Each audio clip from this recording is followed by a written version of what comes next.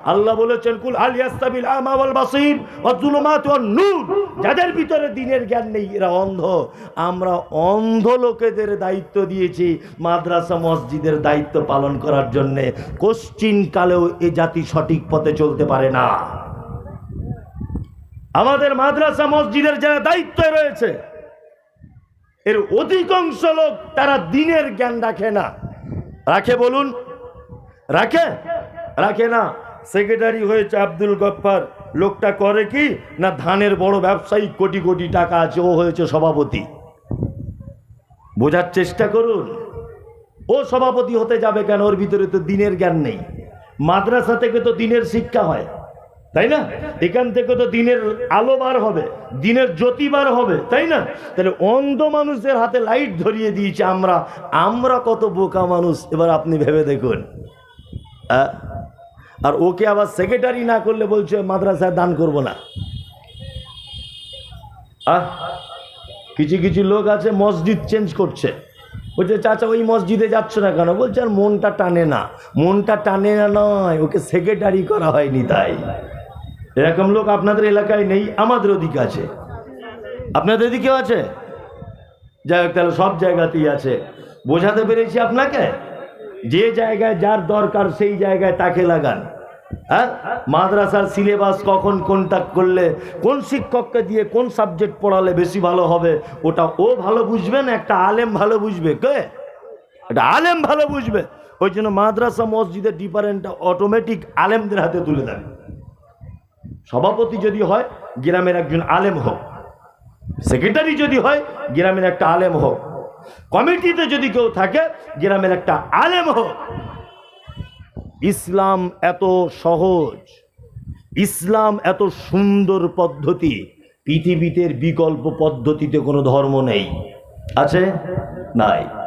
কোরআন এবং হাদিসে এক জায়গাতেও আপনি এই কথা দেখাতে পারবেন না যে মসজিদে ইমামতি করতে গেলে বয়স 18 বছরের উপরে হতে হবে, ইমামতি করতে গেলে বড় বড় দাড়ি থাকতে হবে, ইমামতি করতে গেলে বড় পাঞ্জাবি লাগবে, ইমামতি করতে গেলে দেখতে ফর্সা হতে হবে, ইমামতি করতে গেলে ধনী লোকের বেটা হতে হবে। ইমামদের কোনো বর্ণনা হাদিস কোরআনে নেই। তবে এইটা বলা যেতে পারে, আল্লাহ নবী বলেছেন তোমাদের ভিতরে সব থেকে সুন্দর যে কোরআন বেশি মুখস্থ রাখে সেই ইমামতিতে করবে। তাতেও যদি এক হয়ে যায়, যে বয়সের বড় সেই ইমামতি করবে।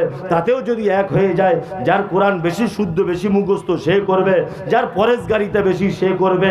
এই রকম বর্ণনা দেওয়া হয়েছে, কিন্তু ইমামের দেহের বর্ণনা দেওয়া হয়নি। ও কোন ফ্যামিলির ছেলে হবে এটা ইসলাম বলেনি। কিন্তু ইসলাম একথা বলেছে, মসজিদের ইমামের ব্যাপারে না বললেও ইসলাম একথা বলেছে কমিটিতে থাকতে গেলে কেমন হতে হবে তাকে। দেখুন কত কঠিন জায়গা। কমিটি যে থাকবে তাকে কেমন হতে হবে এর বর্ণনা দিয়েছে ইসলাম, ইমামের বর্ণনা দেয়নি। তার মানে আল্লাহ এটা জানে যে কমিটি যদি ভালো হয়ে যায় ইমাম এমনিতেই ভালো হয়ে যাবে। কি বলছি বুঝতে পারছেন না? যাকে তাকে ধরে দায়িত্ব দিয়ে দিয়েন না, এতে কল্যাণ হবে না। যদিও এই গ্রামের মাদ্রাসা মসজিদের কমিটিতে যদি কোনো মানুষ থাকেন, আল্লাহর কসম বলছে আপনাকে আমি চিনি না ভাই, আমার উপরে আপনি রাগ করিয়েন না। আমি অতীব বাস্তব কথা বলেছি কোরআনের আয়াত দিয়ে। এতে আপনার যদি কিছু হয় আমারও কিছু করার নেই। এতক্ষণ পর্যন্ত শিক্ষার ব্যাপারে অনেক কথা বললাম। এইবার আপনাকে আমি পৃথিবীর একটা দামি মানুষের কথা আপনাদের সামনে উপস্থাপন করছি ইনশাল্লাহ। মনোযোগ দিয়ে শুনুন। আপনার ছেলেকে আপনি শিক্ষায় শিক্ষিত করবেন, সর্বপ্রথম আপনার বেটাকে কোন শিক্ষা দেবেন? আপনার বেটা ভিতরে ভিতরে বেঈমান হয়ে গেছে, এটা আপনি জানেন তো? জানা নেই আপনার। ওই জন্য আমি এর আগে 10 বছর থেকে বলে আসছি কথা, যখন সোশ্যাল মিডিয়া ছিল না, যে আপনার ছেলেকে যদি আপনি জেনারেল স্কুলে ভর্তি করেন আলহামদুলিল্লাহ করুন, তবে জেনারেলে ভর্তি করার আগে আপনাকে দ্বীনের জ্ঞান থাকতে হবে। তাছাড়া আপনার বেটা ভিতরে ভিতরে দেখবেন বেঈমান হয়ে গেছে। কারণ স্কুলে বলা হচ্ছে কি যে না ওর নাম যিশু, ওর নাম কি যিশু। কোরআন বলছে ওর নাম ঈসা আলাইহিস সালাম। আমাদের মাঝে একজন নবী ছিলেন বিনা বাপের, নাম কি? ঈসা। ঈসা নাম স্কুলের বইয়ে পড়ানো হচ্ছে আপনার বেটাকে, ওর নাম যিশু। কোরআন বলছে ওর মায়ের নাম মারিয়াম, বলছে না? স্কুলে শেখানো হচ্ছে ওর মায়ের নাম মেরি। আপনার বেটা তাই শিখে আসছে। কোরআন বলছে, হাদিস বলছে ওর জন্ম হয়েছে বাইতুল্লাহাম, আর স্কুলে পড়ানো হচ্ছে ওর জন্ম হয়েছে বেতেলহেম বলে একটা জায়গায়। আচ্ছা বলুন তো, আপনার ছেলে যদি এই তিনটে শিখে আসে, ওর নাম যিশু, মায়ের নাম মেরি, জন্ম বেতেলহেম, ওর ঈমান থাকবে না যাবে? কথা বলুন, ঈমান থাকবে না যাবে? চলে যাবে। গোপনেই আপনার বেটার ঈমান চলে গেছে। ওই জন্য আপনাকে কথা বলছি, আপনার বেটাকে আপনি স্কুলে ভর্তি করার পরে, ক্লাস করে আসার পরে আপনার বেটাকে জিজ্ঞাসা করবেন, আব্বু কি পড়েছো তুমি বলো। ও যখন বলবে যে যিশু, এর নাম, মায়ের নাম মেরি, জন্ম তার বেতেলহেম, আপনি সাথে সাথে প্রতিবাদের কণ্ঠে বলুন, বেটা আমরা ভারতবর্ষের হিন্দু রাষ্ট্রে বসবাস করি, এদেশের মাটিতে এইগুলো শিখতে হয়, আমল করতে নেই। সুদের অঙ্ক কষতে হয়, সুদের অঙ্কতে আমল করতে নেই। এদেশের মাটিতে যিশু এর নাম, এটা শিক্ষায় শিক্ষিত হতে হয়, পরীক্ষাতে লিখতে হয়, ঈমানে রাখতে নেই। এর মায়ের নাম মেরি, এটা ঈমানে রাখতে নেই। এর জন্ম বেতেলহেম, এটা ঈমানে রাখতে নেই। ঈমানে রাখতে হবে ওর জন্ম বাইতুল্লাহাম, ওর মায়ের নাম মারিয়াম, ওর নাম ঈসা আলাইহিস সালাম। এই দুটো জায়গাতে যদি আপনি ডিফারেন্স করতে না পারেন, তাহলে আপনার বেটাকে স্কুলে ভর্তি করা বড় কঠিন, খুব বড় কঠিন। আপনার বেটার ভিতরে ভিতরে ঈমান চলে যাচ্ছে। কি বলছি বুঝতে পারছেন না? খুব সাবধানে বেটাকে স্কুলে পাঠান। যেটা হাদিস এবং কোরআনের সঙ্গে একেবারে ডাইরেক্ট সংঘর্ষ, সেই জায়গাগুলো আপনার বেটাকে ধরিয়ে দেন। আব্বু এটা কোরআনের খেলাফ, এটা হাদিসের খেলাফ, এটা ত্যাগ করতে হবে, ওটা এমনি স্কুলে পড়তে হয়। এবার আপনাকে বলছি শুনুন, শিক্ষিত মানুষদের মর্যাদা কেমন, আর আপনি আপনার বেটাকে সর্বপ্রথম কোন ব্যাপারে শিক্ষা দেবেন, এই কটা কথা বলে বক্তব্য শেষ করে দিব।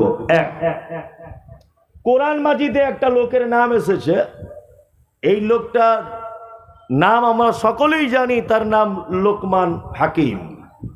নাম তার লোকমান। কি নাম? লোকমান হাকিম বা লোকমান। নবীও ছিলেন না আর রাসূলও ছিলেন না লোকটা। আর একটা বিস্ময়কর মানে আশ্চর্য বিষয় আপনাকে জানিয়ে রাখছি, লোকটার বাড়ি ছিল, ইতিহাস যারা জানেন, যাদের ভৌগোলিক জ্ঞান আছে বা দেশ বিদেশের যারা জ্ঞান চর্চা করেন পেপার পত্র পত্রিকার মাধ্যমে, আপনারা জানেন যে সারা পৃথিবীতে দুর্ভিক্ষের মহাদেশ বলা হয় দক্ষিণ আফ্রিকাকে। দুর্ভিক্ষের মহাদেশ দক্ষিণ আফ্রিকা। এই দেশের একটা শহর, শহরটার নাম হচ্ছে হাবাসা। আমরা শর্টে যার নাম বলি হাবসা বা হাবসি, কিন্তু শহরটার নাম হচ্ছে হাবাসা। এই হাবাসা নামক জায়গা বর্তমানে যার নাম ইথিওপিয়া, এই ইথিওপিয়াতে জন্মগ্রহণ করেছিলেন একজন লোক, তার নাম হচ্ছে লোকমান। কি নাম? লোকমান। লোকটার ইথিওপিয়াতে জন্মগ্রহণ করেছেন, হাবাসাতে। এই হাবাসার অনেক ইতিহাস আছে, ঐতিহাসিক প্রেক্ষাপটে গেলে বোঝা যাবে যে বাদশাহ নাজ্জাসীর এখানে একটা ঘটনা আছে।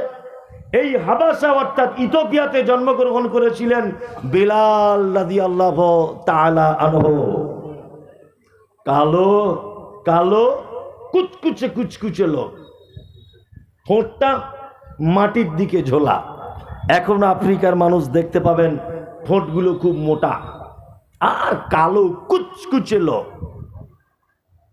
চওড়া, এইদিকে চওড়া মানুষ ছিলেন, বেঠে মানুষ ছিলেন, বেঠে। লোকমান হাকিম দেখতে একেবারে খারাপ, কিন্তু আল্লাহ সুবহানাহু ওয়া তাআলা এই লোকটার জ্ঞানটাকে এত বেশি প্রাধান্য দিয়েছেন যে এক পর্যায়ে প্রাধান্য দিতে দিতে দিতে দিতে এই লোকটার নামে কোরআন মাজিদে একটা টোটাল সূরা অবতীর্ণ করে দিয়েছেন। আল্লাহু আকবার। নবীও ছিলেন না, রাসূলও ছিলেন না। অত্র ঘটনা থেকে এটা বোঝা যায় যে মানুষের রূপ মানুষের সম্মান দেয় না, মানুষের সাইজ মানুষের সম্মান দেয় না, অর্থ মানুষের সম্মান দেয় না, আর কোন বংশের তুমি এই জন্য তোমার সম্মানের বেশি কম হবে না, তোমার যোগ্যতা কতটা সেই অনুযায়ী তোমার সম্মান।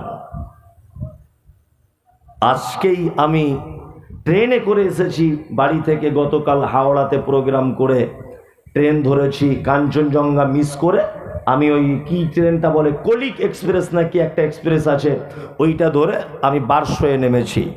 তা বোলপুরে আমি উঠেছি, তা বোলপুর থেকে সিটে বসে এসেছি, আমার রিজার্ভেশন টিকিট ছিল না, চালু টিকিট ছিল। তা আমি রামপুরহাটে যখন এসেছি দেখলাম আমার সিটে একজন ভদ্রলোক চলে এসেছে, আমার সিটে। তা লোকটা অনেকক্ষণ আমার মুখের দিকে দেখছে। ওনারা ওই কোনারক সিমেন্ট নাকি একটা আছে, ওনার ডিলার, মানে 20-50 জন মতো একই কম্পার্টমেন্টে উঠেছে, কোনো কোম্পানির মিটিংয়ে গিয়েছিলেন মালদাতে, এই রামপুরহাটে। তা রামপুরহাটে উঠেছেন, প্রায় লোক দেখছে আমার দিকে, বারবার দেখছে, আর আমি সিট ছেড়ে তখন দাঁড়িয়ে আছি, বারবার দেখছে আমার দিকে। তা আমি একটু নিজে কৃতস্থ বোধ করছি যে আমার দিকে কেন ফিরছে, আমি বুঝতে পারছি ওরা আমাকে চিনতে পেরেছে। তাই লোকটা দেখলাম পকেট থেকে মোবাইলটা বার করে বারবার আমার দিকে তাকাচ্ছে আর মিলাচ্ছে, আমি বুঝতে পারছি ডাল মে কুছ কালা হয়। তা এক পর্যায়ে আমাকে ইশারা করে বলছেন, মোবাইলের ছবিটা দেখি, আপনি কি এই লোকটা? বললাম দেখে কি মনে হয়, এখন টাক হয়ে গেছি তাই চিন্তা অসুবিধা হচ্ছে?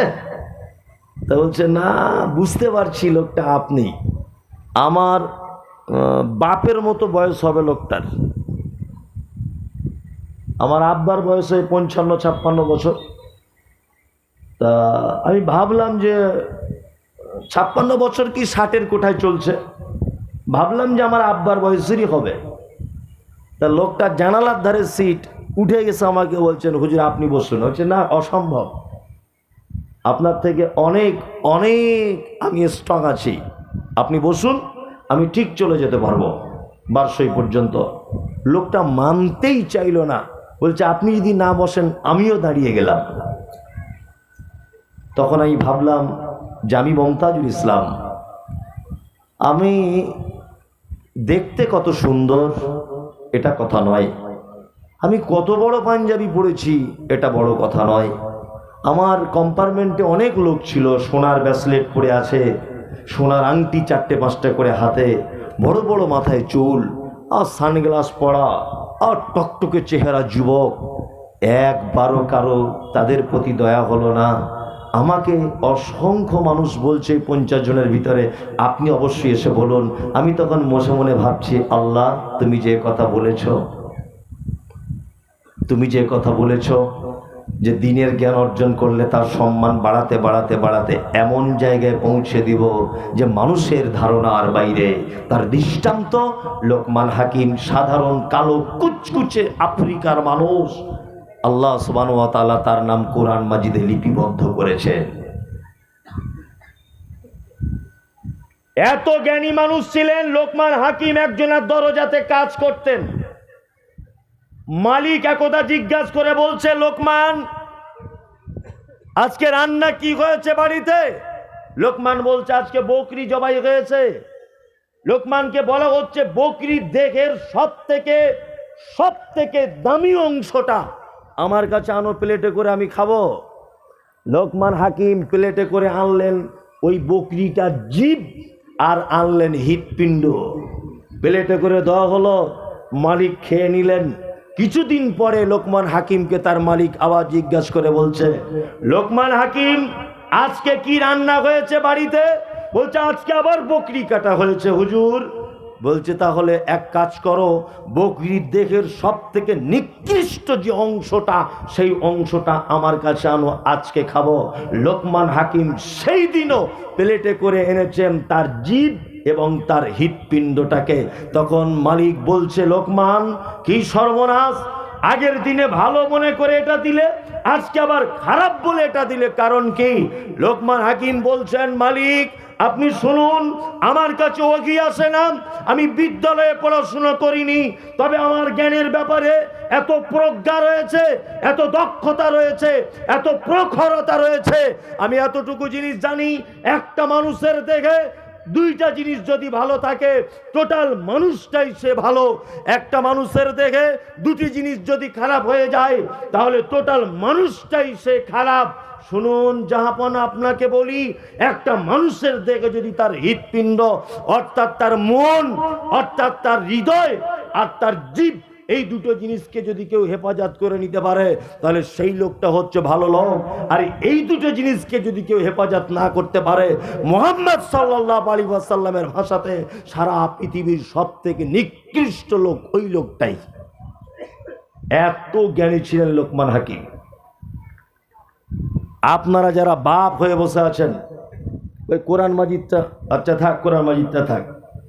আপনারা যারা বাপ হয়ে বসে আছেন, আপনাদের কাছে বিনীত অনুরোধ, আপনার ছেলেকে আপনি কি শিক্ষা দিবেন প্রাথমিক পর্যায়ে? প্রথমে একটা কথা বলে এসেছি, ভোলার চেষ্টা করিয়েন না।